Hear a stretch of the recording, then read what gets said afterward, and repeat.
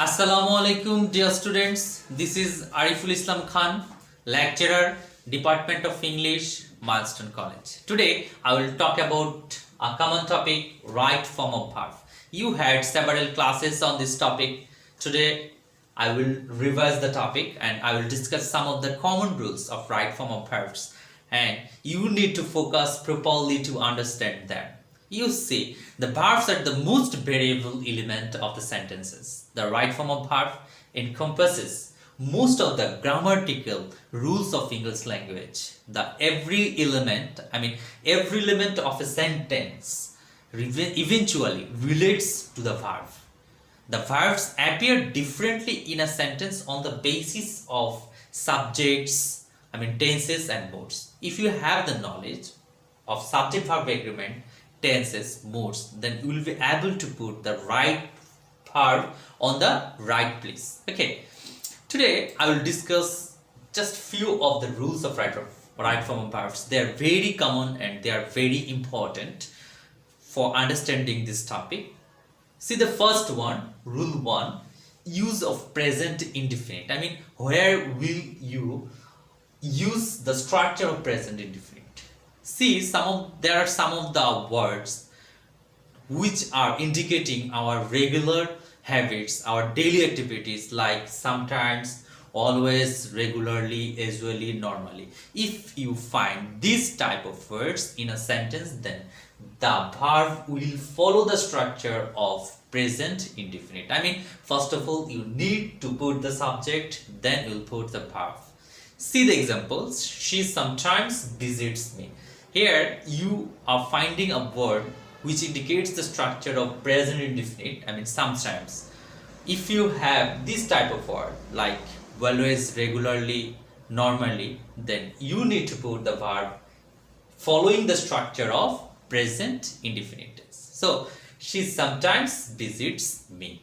As the subject, she is included in the subject where third person singular number. That's why she deserves a s or es with the verb.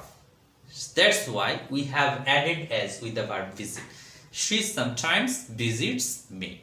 Come to the next rule, use of past indefinite tense. Where will you use past indefinite tense? See the words yesterday, ago, last, once, it's time, it's high time. If you find this type of phrases or words in a sentence, then you need to follow the structure of past indefinite. What's the structure of past indefinite? First of all, you need to put a subject, then you put a verb in the past form. Okay, see the example. I met with him yesterday. Here, yesterday is suggesting us to put the verb in the past form. That's why we have put met instead of meet. Okay, in such a way, you will select a verb according to the surroundings of the sentence, according to the demands of the sentence. Now, come to the next rule, rule 3, use of present continuous. Where will you use this type of tenses? See, there are some words also. You can remember the words, and whenever you will find this type of words in a sentence, then you will make the verb and you will select the verb following the structures of present continuous tense. See the words at this moment, day by day, gradually. Now, if you find these words in a sentence, then you must follow the structures of present continuous tense. See the example. I am working now. Okay, in such a way we'll correct our verb following this trick. Okay, now see the next rule, use of present perfectness. Whenever you will find this type of word, recently, already, just, yet in a sentence, in that case they will indicate the recent finishing of an action. That's why you need to put the verb in the present perfect structures. Whenever you will put the verb, then you need to follow the structure of present perfect tense. First of all, you need to put a subject, then you will put have or has according to the subject, then you will put the verb in the third form. See the example, I have recently met with him. Because of recently, we have just modified the verb in the past participle form, and before this we have put have. Okay, in such a way you will select a verb whenever you will find this type of words in a sentence. Dear students, see the next rule, use of gerund and participle. They are two different terms, but their feature is common. I mean, whenever a verb with ing, it can be called as gerund or participle. Whenever you are asked to put a verb at the very beginning of a sentence, I mean at the place of subject, in that case this verb will be in the ing form. Again, whenever you need to put a verb after the main verb, in that case that verb also will be in the ing form. See the example, running is not easy task as you think. So running is the first running has been used here as the subject, that's why we have put this verb in the ing form. Again, the next example, I saw him running. See, running here has been used as the second verb, I mean after the main verb, that's why we have changed this verb into ing form. In such a way you will follow the structures if it is at the beginning of the sentence or the verb is being used as the second verb of a sentence. So follow these structures. You will put ing form verb whenever you face this type of rules. Come to the next rules, use of preposition. Okay, we all know what are the preposition: to, for, with, without. These are the common preposition we use in our sentences. So whenever you have verb after preposition, in that case the verb will be certainly will be in the ing form except to. I mean without to, if you have verb after preposition, then you need to put that verb in the ing form. Okay, whenever you have to and you need to put a verb, in that case verb will be in the base form, I mean be1. Also there is an exception. Whenever you will have this type of phrases, look forward to, with a view to, be used to, get used to. Okay, here you see after these phrases you have to, but you need to put the verb after these phrases in the ing form. See the example, the first example, I work for earning. After for we have put the verb in the ing form. Again, I want to finish it. Here after to we have put a verb in the base form. If we have this type of phrases like look forward to, see the example, I am looking forward to getting a good result. You see, after look forward to, we have put the verb in the ing form. So see the examples and try to understand these rules. Come to the next rule, use of parallelism. I mean there are certain connectors. If you have these connectors and they connect two verbs together, so follow the first one or follow the last one. I mean the both sides of the connectors will be in the same format. See the example, they got it and pushed it timely. Before and we have put a verb in the past form, and after and we have also put a verb in the past form. So this is the rule of parallelism. Okay, the next one, use of passive voice. Okay, this is very common in our exercises. I mean whenever you will judge the board questions or you will think the board questions, you will find this type of rules available, and that's why we need to put more concentration on these rules. Okay, how will you understand this sentence is seeking a passive verb? So first of all, notice the subject. If the subject is inactive, in that case the verb of that sentence will be in the passive format. So passive verb always will be in the third form. Okay, according to the tense we need to put our passive verb. Whenever you will put a verb after be verb, so after be am, is, are, or was, were, in that case that verb after be verb will be in the third form, past participle form. Okay, if you have modal auxiliary, in that case you need to put be before the verb. See the example, the book will sell at a cheap rate. In here the sentence, I mean the subject of this sentence is passive. Okay, this subject is inactive. This subject doesn't have ability to complete an action. That's why this is a passive sentence and verb will be in the passive format. Okay, you see, after will is a modal auxiliary, so will require a be to make the verb in the passive format. See the correct format of this verb. This book will be sold at a cheap rate, and this pattern you need to put whenever you will make a verb into passive format. Come to the next rule, use of modal verb. Okay, this is very easy. Whenever you have a modal verb before a verb, in that case the main verb always will be in the base form. I mean, what are the modal verbs? Have to, has to, would, could, may, might. These are the modal verbs. Okay, after these modals, whenever you need to put a verb, in that case that verb always will be in the base form. See the example, finally she has to face problem. Okay, here after has to we have put the verb in the present form. Okay, see the next rule, use of conditional. Conditional sentence is always started with if. Okay, there are three types of conditional in common. What are they? First conditional, second conditional, and third conditional. Conditional sentence is always started with if. Okay, there are three variations. I mean, if plus present tense, if plus past indefinite, if plus past perfect. Okay, they are the three variation of conditionals. Whenever if clause is in the present tense, in that case the next verb always will be in the base form, I mean present form, and before this you need to put auxiliaries like will or can. Okay, see the next one, if clause is in the past indefinite tense, so next verb will follow would or could before this, and main verb will be in the present form or base form. See the last one, if clause is in the past perfect tense, so the next verb will follow would have, could have before this, and verb format will be in the past participle form, I mean in the third form of verb. Okay, in this way we will complete our conditional sentences and we will follow the structure.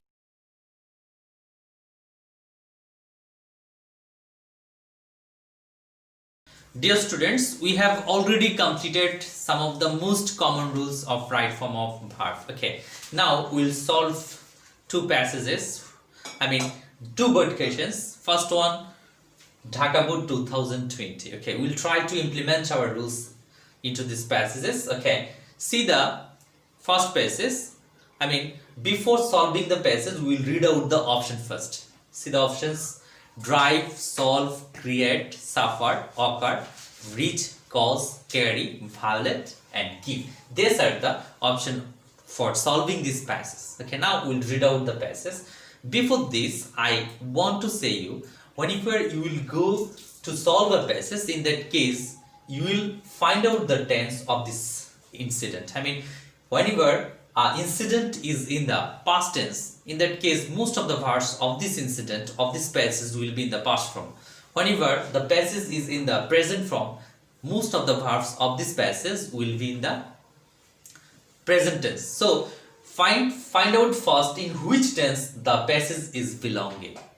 Now we'll start the exercises like this. Traffic jam is a common affair in big cities of a country. So we have already found the tense of this incident in the present form. So most of the verb of this passage will be in the present form. See the first one, increasing number of vehicles dash traffic jam. Here we can put creates.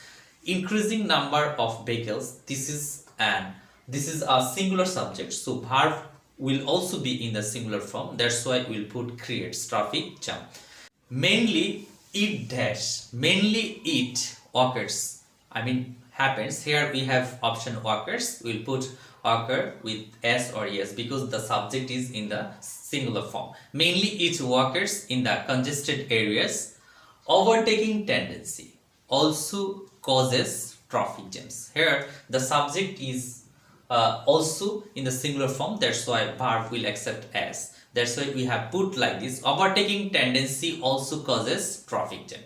Some drivers violate the traffic rules. Here you see we didn't put verb with s because some drivers, this is a plural subject, so verb won't accept s or es because these subjects, plural subjects, will demand a plural verb. Some drivers violate the traffic rules and drive carelessly.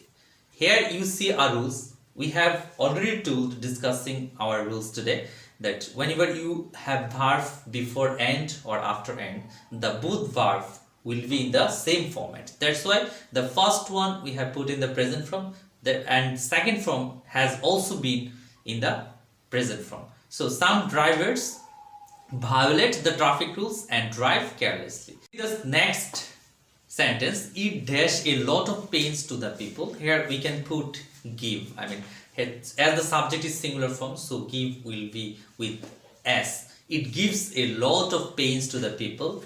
Ambulances dash patients cannot dash hospital timely. So you see, I have already discussed a rule. Whenever you need to put two verbs in a sentence, one will be in the ing form. Ambulances carrying patients cannot reach hospital timely. So carry is the second half of the sentence. That's why we have put it in the ing form. Okay, come to the next one. Students and office going people also dash due to traffic jam. We have option suffer. Okay, students and office going people, the subjects we have had plural subjects, so verb will be in the plural form. Students and office going people also suffer due to traffic jam. Okay, the last sentence, this problem should be dash immediately. So after be, verb always will be in the past participle form. That's why we'll put here solve in the third form. This problem should be solved immediately. Okay, we have completed the first passage. Dear students, now we will solve the second exercise, Mymensingh Board 2020. Okay, first of all, we'll read the options. Here, see the options: know, hinder, hear, begin, call, remember, inspire, be, wear, and join. Okay, these are the options to complete this passage. Okay, now we'll start the passage. You must have dashed the name of Kazi Nazrul Islam. Okay, after have we'll put a verb into third form, I mean past participle form. In the previous exercise, I have told you to put a verb after be in past participle form. So this is a common rule. Whenever you have a verb after have or be, this verb always will be in the past participle form. So the first option will be like this: you must have heard the name of Kazi Nazrul Islam. He dash our national poet. Okay, he is our national poet. We can complete this sentence like this. Okay, the next sentence, he dash as a rebel poet as well. Okay, this is a passive sentence, so he is known to us as a rebel poet as well. Answer will be like this: is known. He is known as a rebel poet as well. Come to the next sentence, he dash into a poor family. Okay, this is the incident of past. That's why this verb will put in the past tense. He was born into a poor family, but dire needs could not dash his potentiality. Could not is a modal auxiliary. We have discussed this. After modal auxiliary, verb always will be in the present form. Okay, here see the best option. Hinder will be the best option like this. Dire needs could not hinder his potentiality. When the First World War broke out, this is also an incident of past. So that's why the next verb will put in the past form. When the First World War broke out, he dashed the army. I mean, joined the army. After the war, he dashed to write poems. He began. Verb will be in the past form, as this incident has been taken from the past. That's why we'll put this verb. I mean, begin will be began. He began to write poems.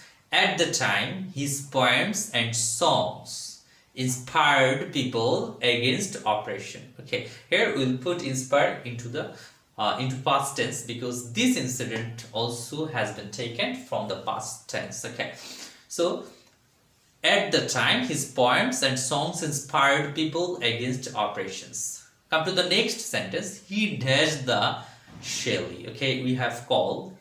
Here we can put a present form like this. He is called the Shelley of Bengal literature. This is also a passive sentence. That's why after we have be verb, we have put the verb in the past participle format. Okay. He is called the Shelley of Bangla literature. Okay. We should dash him for his great deeds. Okay. There is another verb, remember. So we should remember. Remember, should is a modal auxiliary. After this verb will be in the present form.